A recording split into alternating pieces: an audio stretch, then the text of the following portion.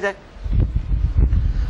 اور اس کا پھر ناجائز فائدہ بھی اٹھایا جا رہا ہے. جو جلاد قسم کی مائیں ہیں نا، اور عموماً جو بیٹے ہیں نا، ان کے اوپر ان کے ماں باپ کی کمزوریاں شادی کے بعد کھلتی ہیں جب ان کی بیویوں کے ساتھ انٹریکشن ہوتا ہے ان کے ماں باپ کا. تو ایک روایت پیش کی جاتی ہے جامعہ ترمذی سنن نبی داؤد سے مشکات میں 4940 کہ ابن عمر رضی اللہ تعالیٰ عنہ جو ہیں وہ نبی صلی اللہ علیہ وآلہ وسلم کی خدمت میں ان کی شکایت سیدنا عمر نے پیش کی کہ ابن عمر جو ہے وہ اپنی ایک بیوی سے محبت کرتا ہے اور مجھے اس کی بیوی پسند نہیں ہے. پہلے انہوں نے ابن عمر سے کہا کہ اپنی بیوی کو طلاق دے دو، انہوں نے طلاق نہیں دی. پھر حضور کو جا کے شکایت کی صلی اللہ علیہ وآلہ وسلم. تو آپ صلی اللہ علیہ وسلم نے ابن عمر سے فرمایا کہ جب تیرا باپ عمر یہ کہہ رہا ہے کہ اپنی بیوی کو طلاق دے دو تو اس کو طلاق دے دو. اور اسی طریقے سے صحیح بخاری میں ایک حدیث ہے حضرت اسماعیل علیہ السلام اور ابراہیم علیہ السلام کا واقعہ بڑا مشہور ہے کہ وہ ملنے کے لیے آئے تو حضرت اسماعیل کی غیر موجودگی میں تو انہوں نے پھر ایک میسج چھوڑا کہ جی اپنے گھر کی چوکٹ بدل لو، مراد یہ کہ اپنی بیوی کو طلاق دے دو. اس قسم کے واقعات سے وہ کہتے ہیں کہ اگر ماں باپ کے ہیں تو بیوی کو بھی طلاق دے دیں. نعوذ باللہ من ذالک، انا للہ و انا الیہ راجعون. یہ آپ ریلیجن کافروں کو پیش کریں گے، آپ کے منہ پہ مار دیں گے ریلیجن. بھائی آپ کے ماں باپ کیا سیدنا عمر ہیں؟ اور وہ شکایت کیا نبی علیہ السلام کے سامنے لے کے جا رہے ہیں؟ نبی علیہ السلام کو تو وحی کی تائید حاصل تھی، ابراہیم علیہ السلام کو وحی کی تائید حاصل تھی کہ واقعی جینوئن ایشو تھا جس کے اوپر طلاق کا کہا گیا. آج کل اگر ماں باپ کسی کو کہتے ہیں کہ اپنی بیوی تیری منو چنگی نہیں لگتی طلاق دے دے، طلاق نہیں دی جائے گی جب تک جینوئن ریزن نہیں ہوگی. یہ ذہن میں رکھیں. یہ خام خواہ ان روایتوں سے جعلی مطلب نکال کے اور لوگوں کو غلط طرف مائل کرتے ہیں.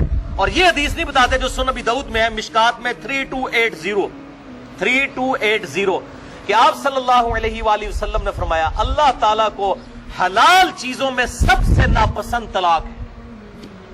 اگرچہ حلال ہے، حرام نہیں ہے، یعنی بعض اوقات مجبوراً دینی پڑ جاتی ہے، واقعی نہیں نبھتی، اس لیے اس کا دروازہ کھلا رکھا ہے. کرسچینٹی میں تو طلاق دینا ہی حرام ہے. اسلام میں اجازت ہے طلاق کی لیکن ایز اے لاسٹ ریزارٹ. لیکن کہا گیا وہ بھی ناپسندیدہ ہے. تو جب اللہ کو ناپسندیدہ ہے تو یہ کیسے ہو سکتا ہے کہ میری بیوی میرے ماں باپ کو نہیں پسند تو میں ان کے کہنے پہ طلاق دے دوں بغیر کسی ریزن کے؟ واٹ نانسنس دس. یہ ریلیجن آپ پیش کریں گے لوگوں کو؟ اور یہ وہ ماں باپ کے فضائل بھی نا، اور یہ ماں باپ کے فضائل بھی ہر بندے کو بوڑھے ہو کے یاد آتے ہیں. جب خود جوان ہوتے ہیں اس وقت نہیں ان کو یاد آتے، جب بوڑھے ہو جاتے ہیں تو وہ اپنی اولاد کو یہ سکھا رہے ہوتے ہیں. ماں باپ کے بھی اولاد پر حقوق ہیں اور اولاد کے بھی ماں باپ پہ حقوق ہیں. یہ سائملٹینیس کنٹراسٹ ہے. اور صحیح مسلم کی وہ حدیث جس پہ میرا ایک کلپ بھی چڑھا ہوا ہے برمودا ٹرائنگل پہ کہ شیطان کا تخت پانیوں پہ لگا ہوا ہے، شام کے وقت سارے شتونگڑوں کو بلاتا ہے وہ، اور ہر شتونگڑا کہتا ہے میں نے آج یہ گناہ کروایا، آج میں نے یہ گناہ کرایا. تو شیطان خوش نہیں ہوتا. ایک کہتا ہے کہ آج میں نے میاں بیوی کے درمیان جدائی کروا دی. شیطان اس کو جناب جپی ڈال کے ملتا ہے، گلے لگتا ہے کہ تو صحیح کام کیتا ہے. کیونکہ جب طلاق ہوگی تو اس پورے معاشرے کی بنیاد جو ہے میاں بیوی کے ریلیشن شپ کے اوپر ہے. جب یہ ڈسٹرب ہو جائے گا تو پورا معاشرہ ہی جو ہے وہ تتر بتر ہو جائے گا، اولاد بھی بکھر جائے گی، وہ اولاد معصور بن جائے گی معاشرے کے لیے. تو میاں بیوی کا ریلیشن شپ بہت اہم ہے. اس حوالے سے ماں باپ عموماً میں نے دیکھا ہے، عموماً چونکہ میرا تجربہ ہے، میرے ساتھ ہزاروں لوگ رابطہ کرتے ہیں، عموماً ماں باپ کی طرف سے قصور ہوتا ہے. جو بہو ہوتی ہے اس کا قصور بہت کم ہوتا ہے. وہ تو بیچاری نئے گھر میں آئی ہے.